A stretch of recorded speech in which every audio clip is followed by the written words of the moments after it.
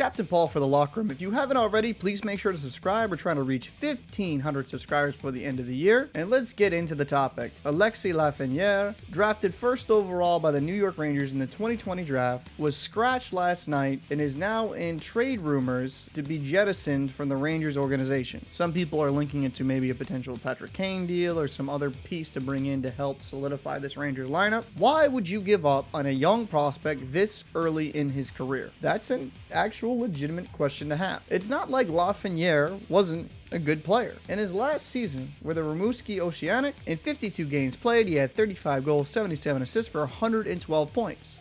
So he had a lot of promise coming out of junior. His first season with the Rangers, in 56 games, 12 goals, 9 assists for 21 points.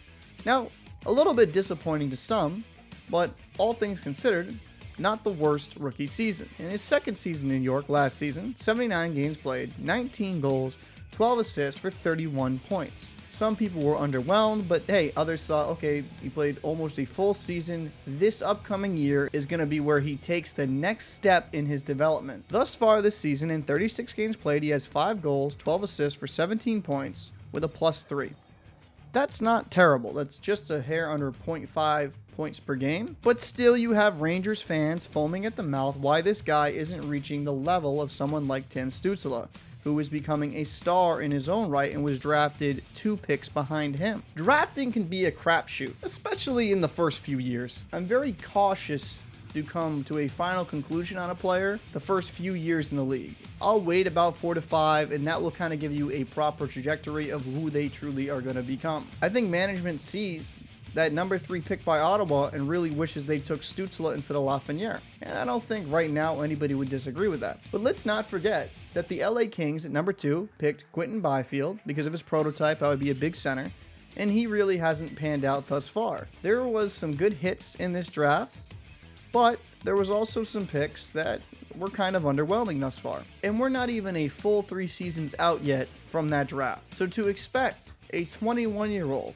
to come into one of the biggest markets in the world and to become an instant superstar is just unrealistic. I think there's parts of Lafreniere's game I like.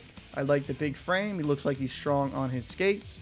I think there's a chance of him being a really good top 6 forward. But I think there's some unrealistic expectations there as well. I know he was picked first overall. There was so much hype around it, but let him develop at his own pace. I will reiterate this. He is only 21 years old. If you think this is where he's going to stay in his development, I'm kind of surprised. Because if anything, it shows he's a very young player, has shown flashes of being really good, maybe a little bit more seasoning, and he finally has it click. I know this player I'm about to say can be hated around the league, but I feel like I'm going to have to make this comparison because it's somewhat relevant. He did not get drafted as high, obviously. But Brad Marchand, for example, in his 21-year-old season, in 20 games played, had 0 goals, 1 assist for 1 point. And people just thought he'd be kind of like a 3rd, 4th line grinder, kind of an afterthought. Now, Marchand the next year had 41 points in 77 games played.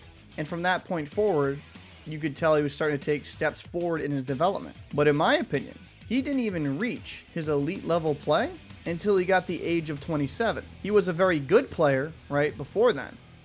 But would you consider him the elite level winger that he is now? No. It took him about 6 years to get to his prime. What I'm saying with Lafreniere, I'm not saying to give him infinite amount of rope, but there's enough flashes there to show there is a good player. Sometimes it takes other players a little bit longer to get to their elite form. Brad Marchand, it took him until his late 20s to have the light turn on. You have Rangers management and Rangers fans willing to give up on him, and he's only 21? I just think that's far too early.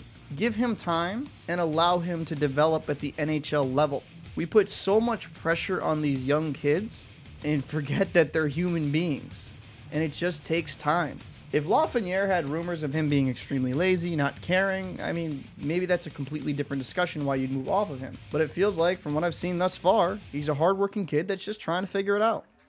Let me know your thoughts down below in the comment section. Do you think the Rangers should give up on Lafreniere, or do you think, like me, just give it a little bit of time and maybe he can develop eventually into that top line player? I'm Captain Paul for the Locker Room. If you haven't already, I'd really appreciate if you subscribe. We also have a Patreon, so if you want to support the channel, I appreciate it if you went over there.